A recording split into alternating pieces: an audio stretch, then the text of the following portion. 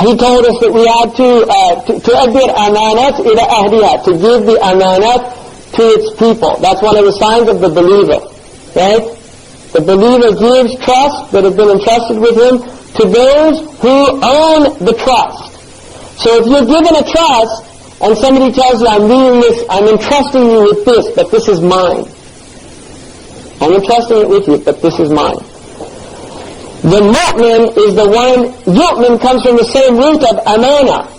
La imana, meaning la amanata lahu. He has no iman, the one who has no amana. Allah has given us a trust. Inna sam'a wal basar wal fu'ada kullu ulaika kana anhu mas'ula. Those things, the sight, the sound, the hearing, and the heart itself, which generates all of the actions of the other limbs, you are mas'ul. In other words, the amanat that Allah has put you in responsibility for. And you have to bring back the amana on Yawm al-Qiyamah. يَوْمَ لَا يَنْفَعُ مَالٌ وَلَا بَنُونَ إِلَّا مَنْ أَتَى اللَّهَ بِقَلْبٍ سَلِيمٍ. He brings back the amana sound. He hasn't destroyed it. قَدْ خَالَ مِنْ دَسَّاهَا. Right? He's been destroyed, the one who pollutes this trust that Allah has given you, because the nafs is a trust. And like that, children are a trust. Your children are amana. Right? So these are trust Allah has given you. And fasting, Allah is teaching us how to honor the trust and give it back to Allah subhanahu wa ta'ala the way Allah wants it, which is, He wants your tongue to be free of slander.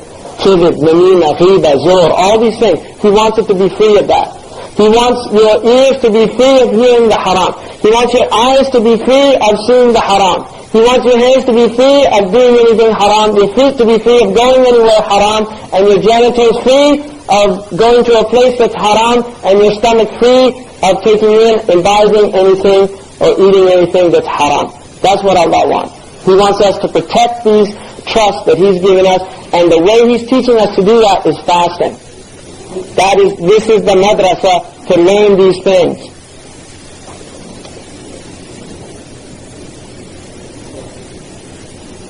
And then finally, the fasting of the elect of the elect.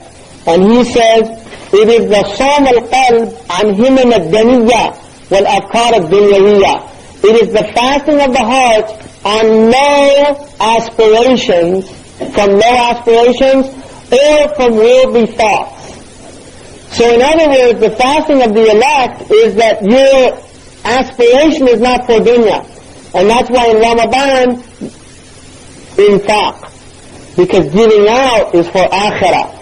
Whereas in the other months you're busy trying to acquire wealth, in Ramadan you should be busy trying to get rid of wealth for the sake of Allah. You're not in a dunya mode, you're in a akhirah mode, right? You're in an akhirah mode. You have to change. In this month you have to change the way you're thinking.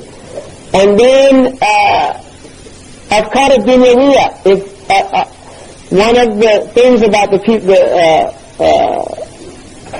one of the scholars of Andalusia said that the first degree of wilayah with Allah is muhasabat al-khawatir, is to begin to take thoughts to account, right?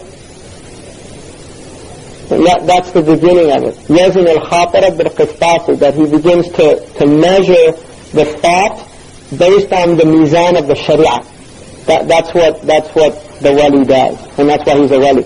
Ramadan is a time to do muhasabah of your heart. In other words, if you begin to think about things that are dunyali things, because you don't want to be, none of us want to be with Allah an ammi.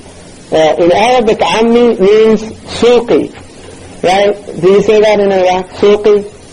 Suqi? They say that in Sham? Suqi. Somebody who's like, their himma is in the marketplace. You have to rise above that. And the thing about Islam, an ammi does not mean that, there's a lot of scholars that think because they're learned, they're not awam. But they're awam, because the ammi can be the street sweeper who only knows fard ayn and knows a few surahs from the Quran, but his heart is with Allah.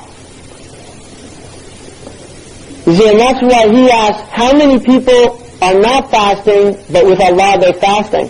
And how many people who are fasting, but with Allah they're not fasting? Because those people during the year who aren't, they're guarding their eyes, their ears, their tongue, their feet, their genitals, their stomach, so in reality they're doing the purpose of fasting, because fasting is just an exercise to learn how to do it properly. Whereas other people, they're fasting physically, but with Allah they're not fasting. So that's the point. So when he's talking about the khususi, don't think that's somebody who knows Imam Sibari's al-Kitab and he's a great grammarian, or he knows all the tafasir, or he knows... That's not what he's talking about. These people can be almost illiterate if the heart is with Allah subhanahu wa ta'ala. I mean, look at Imam Sahnun. Muhammad bin Sahnun, who's the son of Sahnun who wrote the Mudawwana, he had a majlis in Al-Qayrawan. And in this majlis, every day, he said a man would come into the majlis and walk over people's shoulders and go up to the shaykh. He was teaching in a chair, and he'd start whispering into his ear for a while, and then he would leave. And he was doing this every time the shaykh would teach. The shaykh actually told people to move away so that he wouldn't have to go over there helping out. One day the man stopped coming. And Imam Sahnun, Muhammad bin Sahnun, asked some of the people, where's that man who used to come here every day? And they said, we don't know. And he asked somebody to go find him. He found him, and he came, and he said, what happened? You stopped visiting me. And the man said, subhanallah, you know, I have to explain myself. Some people who envy you, I'm a very poor man, and I have a lot of daughters that I need to get married. Some people who envy you, because he was a qadi, and they came to me and said, go and bother him every day in his majlis, and if you can make him angry and humiliate him in front of all his students, we'll give you money so you can marry your daughters. So I used to come every day, and I would curse you in your ear, and I would say all those horrible things, and I realized it wasn't having an effect on you, and so I just gave up. And Muhammad bin Sahnun said, why didn't you just come and ask me for some money? Yeah, I would have given you. But I mean, that's where you want, that's the thing that you want to learn from fasting, is that is the sabr of the people of the Messenger of Allah. That's the sabr of the family, that's the sabr of Salman of Minna al-Bayt. You know, Salman's from our family. Salman lived, he was patient. He was a Zoroastrian. He used to see them blowing out, the fire would get blown out, and they'd light it, and then they'd tell the worshippers it never goes out.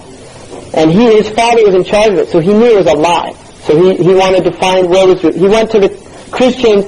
He was with a monk serving him for years, and he saw the monk stealing all the people's money and burying it in his backyard. And then he went to another monk, and he saw him. He was actually a good monk. He told them that there's a prophet in the end of time coming to Yathrib, and that's where he went, and he had the sign. But the thing is, he was patient through this entire journey. He was just seeking the truth. Yeah? And if you look at the patience of the Prophet ﷺ all through that tribulation that we saw, that is what fasting really is about. It's about learning how to control the heart and gaining this ability.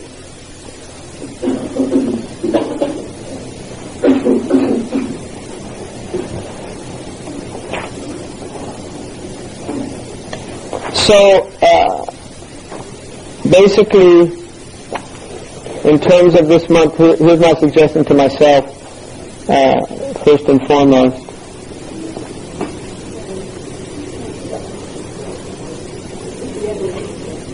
You said that you should refrain from masturbation. I thought masturbation was completely wrong. Yeah, you should. I mean, I'm saying in Ramadan that would break the fast. That's all I was saying. I thought it was haram.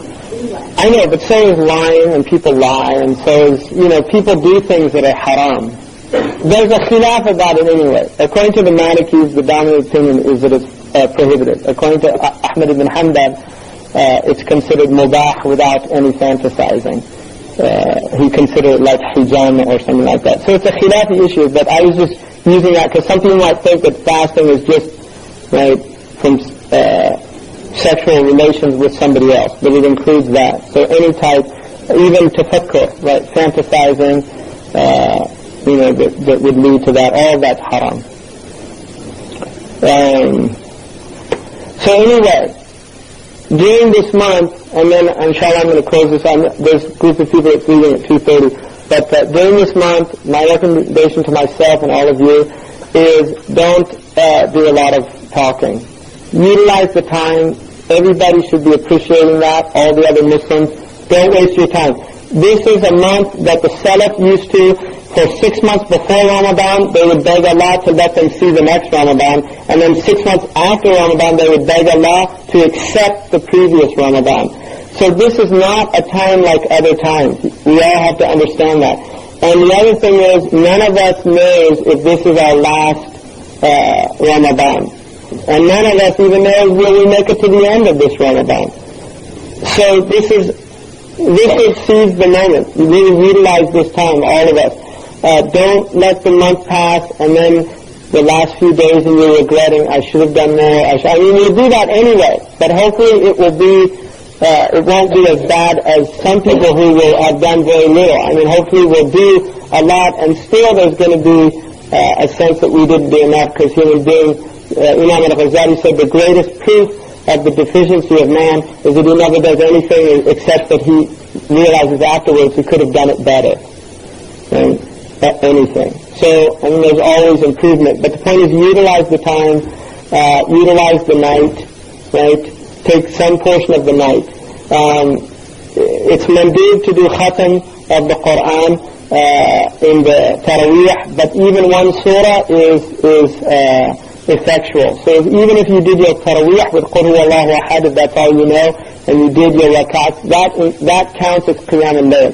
So you want to do the Qiyam every night. Even if you're going to just do 20 rakats with Qul Huwallahu Ahad, do Qiyam al-Layl. In fact, the Al-Khadim says, towards the end of time, it's good to do night prayers with like Qul Huwallahu Ahad, إِذَا زُلْزِلَتِ الْأَرْضُ زِلْزَالَهَا, the surahs that have a lot of reward mentioned in them, just because there's so little time, and most people don't have the himmah to do a lot anymore.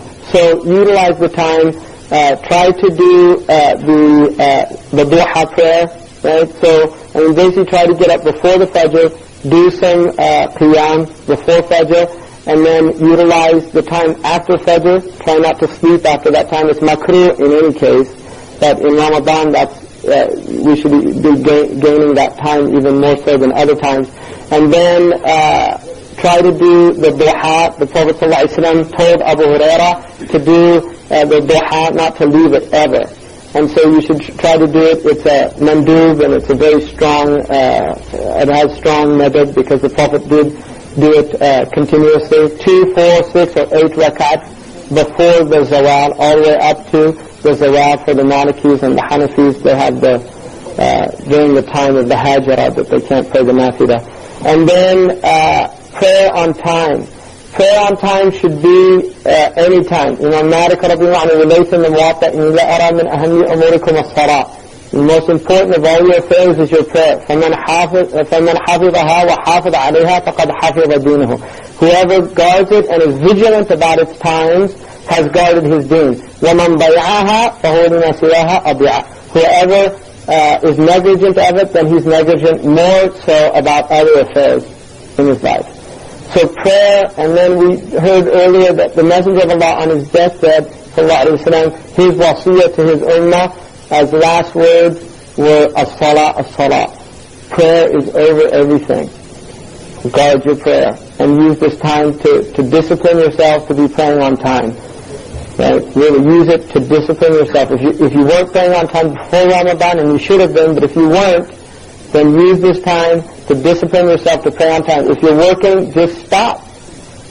Because your prayer is more important than your job. I guarantee you. Prayer is more important than your job. Do your prayer. And then, particularly the time between Asr and Maghrib is a very strong time throughout the year. It's the time of dhikr, but during the time, وَالْعَصْرِ إِنَّ الْإِنسَانَ لَفِي خَسْرٍ. It's a very special time. إِلَّا الَّذِينَ آمَنُوا. Except for the people who believe. It's a time of loss for other people. And that's why in this culture you see people at the end of the day, they're worn out. They have to go drink, and they call it happy hour in this culture.